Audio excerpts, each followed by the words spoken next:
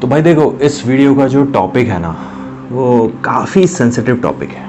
मतलब ये टॉपिक ऐसा है कि अगर हम इस टॉपिक की बात करते हैं, है ना, तो हम किसी एक पर्टिकुलर इंडिविजुअल को या एक पर्टिकुलर रिलेशनशिप को या एक पर्टिकुलर सोसाइटी को या कम्युनिटी को टारगेट कर रहे हैं। समझ रहे हो?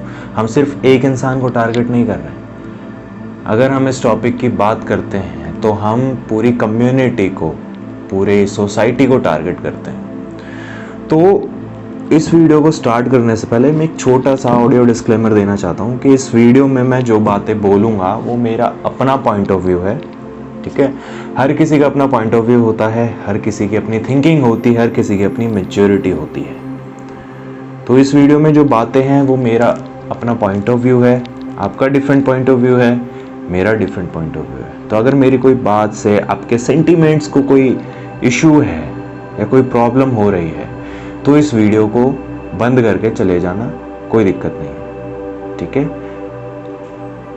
और अगर आप थोड़े से मैच्योर हो, आपको दुनियादारी समझ में आती है, आप जेन्युइनली चीज़ों को अच्छे से एक चीज़ों का अलग नज़रिया जानना चाहते हो, तो ये वीडियो में बने रहो। So let's begin.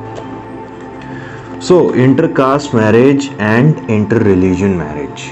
ओके, तो सबसे पहले तो आपको ये चीज़ समझनी पड़ेगी कि ये दोनों चीज़ें डिफरेंट हैं। ठीक है? Intercaste is a different thing and inter religion is a different thing. हमारे इंडियन सोसाइटी में ना ये बहुत ज़्यादा कन्फ्यूजन है। लोग इंटर रिलीजन को इंटरकास्ट समझ लेते हैं। कई बार होता है, कई केसेस में देखा मैंने, आपने भी देखा होगा, आई एम श्योर, अपने आसपास, अपनी फैमिली में, कि हम लोग इंटर रिलीजन और इंटरकास्ट के बीच में बहुत ज़्यादा कंफ्यूज हैं। तो सबसे पहले तो ये कंफ्यूजन ख़त्म करो। ठीक है? इंटर रिलीजन क्या होता है? इंटर रिलीजन होता है जैसे डिफरेंट रिलीजन्स हैं, हिंदू, मुस्लिम, सिख, क्रिश्चियन, जैन, बुद्धिज़्म, ये जो चीज़ें हैं ये रिलीजन्स में आती हैं। तो एक रिलीजन एक रिलीजन का इंसान किसी दूसरे रिलीजन के इंसान से शादी करना चाहता है, उसको इंटर रिलीजन मैरिज बोलते हैं। वो इंटरकास्ट मैरिज नहीं होती। ठीक है? और इंटरकास्ट मैरिज क्या होती है? इंटरकास्ट मैरिज होती है, अच्छा देखो, कास्ट सिस्टम जो है ना, कास्ट सिस्टम ऐसा नहीं है कि अभी अभी आया है। Caste system is working from like thousands of years, हज़ारों सालों से हमारी सोसाइटी में कास्टिज्म होता है। ठीक है? तो उस बारे में बात नहीं करेंगे कि कास्ट सिस्टम होना चाहिए या नहीं होना चाहिए, या कास्ट सिस्टम अच्छी चीज़ है या बुरी चीज़ है, उस बारे में बात नहीं करेंगे। ठीक है? वो ऐसा टॉपिक है जिस पे सालों से बहस होती आ रही है, आज भी हो रही है और आगे भी होगी। हम उस बात पे बहस करके कुछ नया नहीं कर पाएंगे। हम नया क्या कर लेंगे? अगर हम intercaste marriage, intercaste relationship, inter religion relationships की बात करें, तब हम कुछ नया कर रहे हैं, है ना? तो हम उसकी बात करेंगे। सो अब कास्ट क्या होता है? रिलीजन तो हमने समझ लिया। ठीक है, अब बात करते हैं कि कास्ट क्या होता है। कास्ट सिस्टम सबसे ज़्यादा हिंदुइज्म में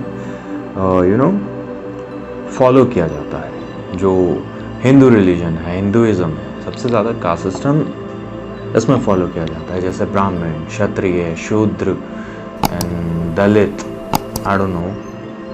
ठीक है? तो हिंदुइज्म के अकॉर्डिंग सबसे जो बड़ा कास्ट है, जो सबसे the most powerful, that is Brahmins and the lowest is Dalits. ठीक है? So this is called caste, कि हमने एक कम्युनिटी को एक पर्टिकुलर रिलीजन में सब कैटेगरीज डिवाइड कर दी। ठीक है? जैसे एक स्पेस है, स्पेस में डिफरेंट प्लैनेट्स हैं, तो वैसे ही एक रिलीजन जो है वो एक स्पेस हो गया, and caste are all planets, ऐसे हमने डिवाइड कर दिया। ठीक है? सो ये डिफरेंस है रिलीजन में और कास्ट में। सो अब अगर हम बात करें कि इंटर रिलीजन या इंटर कास्ट मैरिज करना ठीक है, होगा, तो देखो यार, ये डिपेंड करता है अपने अपने बिलीव्स पे। ठीक है? आपका बिलीफ क्या है, मेरा बिलीफ क्या है, आपके पार्टनर का बिलीफ क्या है, आपका बिलीफ क्या है, ये उस पर डिपेंड करता है। ठीक है? हर एक का पॉइंट ऑफ व्यू अलग होता है, हर एक की थिंकिंग अलग होती है। मेरे से पूछोगे तो मेरा एक सिंपल सा जवाब होता है इस चीज़ के लिए कि अगर दो इंसान एक रिलेशनशिप में आना चाहते हैं, अगर दो इंसान एक दूसरे को चाहते हैं, एक दूसरे के साथ शादी करना चाहते हैं, ठीक है, except for religion, except for caste, but वो दोनों साथ में आना चाहते हैं, सो वहाँ उस केस में ये चीज़ गलत नहीं है, ठीक है। अगर देखा जाए तो गलती कहाँ निकलेगी? गलती निकलेगी कि जब सोसाइटी उस चीज़ को एक्सेप्ट नहीं करेगी, because according to society, according to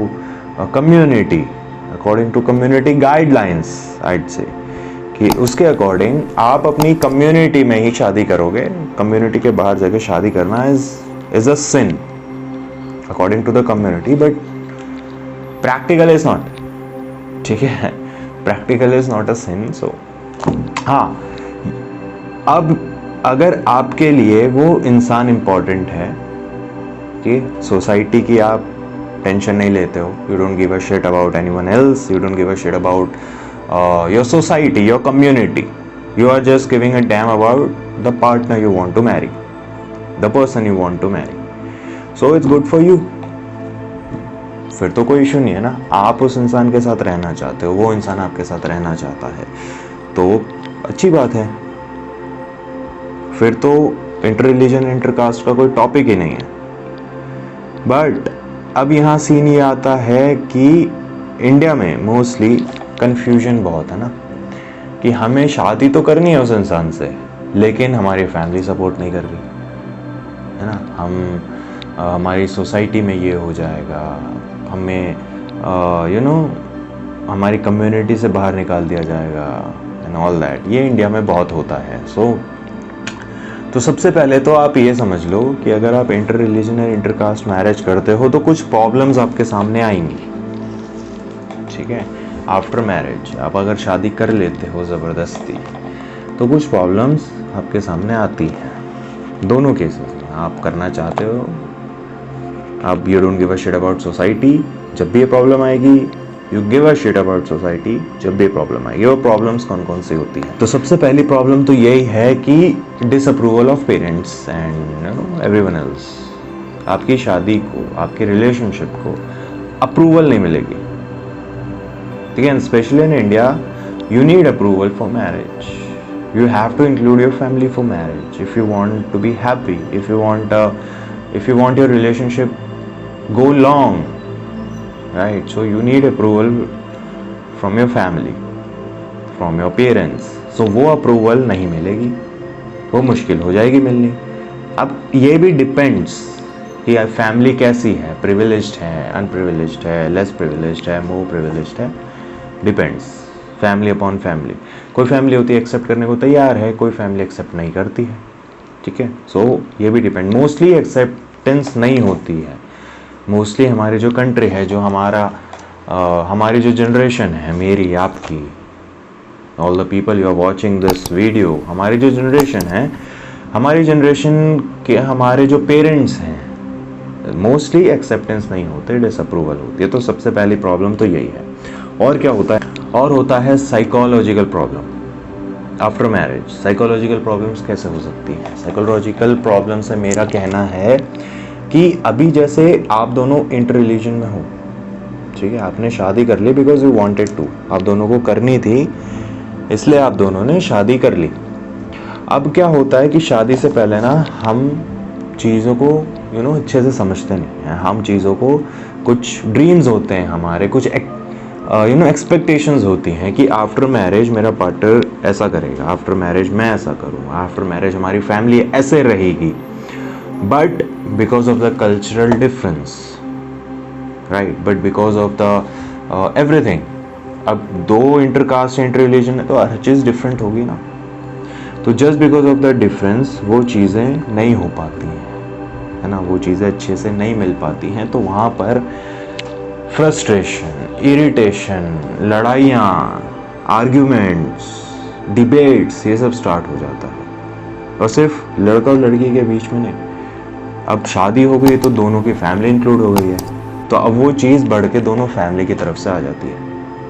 और क्या हो सकता है? और हो सकता है instability of family, like I said कि कल्चरल डिफरेंस है ना, हर चीज़ का डिफरेंस है। सो वहाँ पर फैमिली के बीच में इंस्टेबिलिटी आ जाएगी। कई बार होगा कि आपका पार्टनर जो कर रहा है वो आपकी फैमिली को पसंद नहीं आ रहा, है ना, आप जो कर रहे हो वो आपके पार्टनर की फैमिली को पसंद नहीं आ रहा। Why? Cultural difference, thinking difference, environment का डिफरेंस, है ना। सो ये इंस्टेबिलिटी आ जाती है, उस वजह से फिर और लड़ाइयाँ बढ़ जाएंगी कि your wife is like that, your husband is like that. ऐसे इश्यूज क्रिएट होते हैं फैमिलीज के बीच में। और क्या होता है? और होता है कि रिलेशनशिप के बाद आपकी रिस्पॉन्सिबिलिटीज़ बढ़ जाती हैं, समझ लो। ये स्पेशली मैरिज जब होगी, इंटर रिलीजन और इंटर कास्ट मैरिज जब होगी, तो आपके ऊपर रिस्पॉन्सिबिलिटी ज़्यादा बढ़ जाएगी। क्यों बढ़ जाएगी? बिकॉज आपने एक तो डिसअप्रूवल के बिना शादी की, आपकी फैमिली चाहती नहीं थी, ठीक है, और चाहती भी थी। जब भी रिस्पॉन्सिबिलिटी बढ़ रही है, वो कैसे बढ़ रही है मैं आपको बताता हूँ।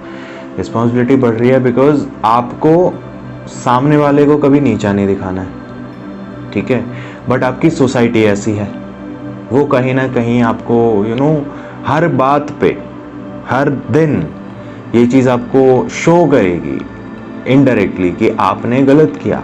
इंटर रिलीजन मैरिज करके, इंटर कास्ट मैरिज करके आपने गलत किया, कहीं ना कहीं डायरेक्टली आपको ये चीज़ बताई जाएगी। और आपको अपने रिलेशनशिप की तरफ एक रिस्पॉन्सिबिलिटी होती है कि बाहर वाले कुछ भी बोलें, I can't break my marriage, I can't break my relationship, I can't break that bonding, जिस बॉन्डिंग के बेसिस पे तुमने शादी की। तो ये एक बहुत बड़ी रिस्पॉन्सिबिलिटी है जो क्रिएट हो जाती है कपल्स के बीच में, if you are going in inter caste and inter religion marriage. और एक लास्ट पॉइंट यहीं से निकल के आता है कि weaken the strength of community. अभी जैसे क्या होता है कि आप एक कम्युनिटी से बिलोंग करते हो, हर कोई एक कम्युनिटी से बिलोंग करता है, मैं, आप, है ना, हम स्पीसीज़ ऐसे ही रहते हैं, भले ही वो एनिमल स्पीसीज़ हो या ह्यूमन स्पीसीज़ हो, हम सब एक कम्युनिटी बना के रहते हैं। तो जब हम हमारी कम्युनिटी से परे होके कुछ काम करते हैं, कम्युनिटी के अगेंस्ट जाके कुछ काम करते हैं, तो कम्युनिटी हमसे थोड़ा सा हमें लाइटली लेने लगती है। क्योंकि पहले कम्युनिटी हमारे साथ जैसे कुछ हुआ तो हमारी कम्युनिटी हमारे साथ खड़ी है सपोर्ट करने के लिए, emotionally, physically, mentally, financially, whatever, हमारी कम्युनिटी खड़ी है। But once we go against our community, तो वहाँ पर जो स्ट्रेंथ है कम्युनिटी की, है ना, जो एकता है, वो कम हो जाती है। अब लोग आपको उस नज़र से नहीं देखेंगे जिस नज़र से आपको पहले देखते थे। और आपने क्या किया? आपने कुछ भी नहीं किया, आपने सिर्फ अपनी कम्युनिटी और अपने रिलीजन के बाहर जाके शादी की, दैट्स इट। और ना इसमें आपका फॉल्ट है ना उन लोगों का फॉल्ट है, यहाँ फॉल्ट किसी का नहीं, ठीक है। आई सेड ना, इट्स अ बिलीफ सिस्टम। हर इंसान अपने बिलीफ से जीता है, और मेरे हिसाब से बिलीफ होना चाहिए। हर इंसान का अपना अपना बिलीफ होता है ना, किसी का गलत बिलीफ होता है, किसी का सही बिलीफ होता है। और मैं भी ये भी कहता हूँ कि इस दुनिया में सही गलत कुछ भी नहीं होता। जो बिलीफ्स आपके हैं हो सकता है मेरे लिए गलत हो, और जो बिलीफ्स मेरे हैं हो सकता है आपके लिए गलत हो। सो ये कुछ प्रॉब्लम्स आती हैं after inter religion, inter caste marriage. So in the conclusion, it depends on you, ठीक है। अगर आपको ऐसा लगता है कि you can face everything, you can handle everything, जो भी अभी हमने डिस्कस किया, जो भी हमने बात किया, if you think you can handle that, go for it, go for your love. But अगर नहीं कर सकते हो तो I suggest you, intercaste, inter religion marriage का कॉन्सेप्ट आपके लिए नहीं है। बिकॉज अभी आपको लग रहा है कि यू विल हैंडल, बट एक बार जब प्रॉब्लम्स आनी शुरू होती हैं ना, तो हैंडल करना बहुत मुश्किल हो जाता है। समझ नहीं आता क्या स्टेप लेना है, क्या डिसीजन लेना है, कुछ समझ नहीं आता, ठीक है। अभी हम ऐसे बात कर रहे हैं तो अभी हमें लग रहा है कि हाँ ठीक है ना, हम लोग कर लेंगे, हैंडल कर लेंगे, कुछ भी जुगाड़ करके मैरिज चला लेंगे। बट अभी रिलेशनशिप में हो तो चलता है, ये बात बोल सकते हो, रिलेशनशिप में हो, डजंट मैटर, ठीक है। बट जब एक बार तुम्हारी शादी हो जाएगी ना, तो ये बातें किसी काम की नहीं रहेंगी। फिर you have to do that, because आपने मैरिज की, वहाँ पर सिर्फ आप दोनों एक नहीं हुए, वहाँ पर दो फैमिलीज इंक्लूड हुई हैं, ठीक है। फैमिलीज मतलब बहुत बड़ी बात है, ठीक है। दो फैमिलीज इंक्लूड होती हैं आफ्टर मैरिज। और अभी आप बैकआउट करोगे तो दैट्स फॉरगिवेबल, ठीक है, वो माफ़ी, उसकी माफ़ी है इस दुनिया में कि आप शादी से पहले अगर आपने बैकआउट कर लिया, आपने अपनी रिस्पॉन्सिबिलिटीज समझ ली, आपको दुनियादारी समझ में आ गई, अपनी थिंकिंग अपनी बिलीव्स के हिसाब से आपको लग रहा है ये डिसीजन ठीक है मेरे लिए, अगर आपने वो ले लिया शादी से पहले, वो माफ़ी के काबिल है। But after the marriage you can't back out, you don't have any option. अगर आप शादी के बाद बैकआउट करते हो तो उसमें सिर्फ आप अलग नहीं होगे, आप परेशान नहीं होगे, या आप दोनों से परेशान नहीं होगे, आप दोनों की पूरी फैमिली परेशान होगी। So I am leaving this decision on you according to your thinking. If you want कि आपको इंटरकास्ट रिलेशनशिप चाहिए, इंटरकास्ट इंटर रिलीजन मैरिज करना है, आप तैयार हो, जो अभी मैंने प्रॉब्लम्स आपको बताई उसके लिए रेडी हो, go for it. Otherwise think, you still have time, think about this.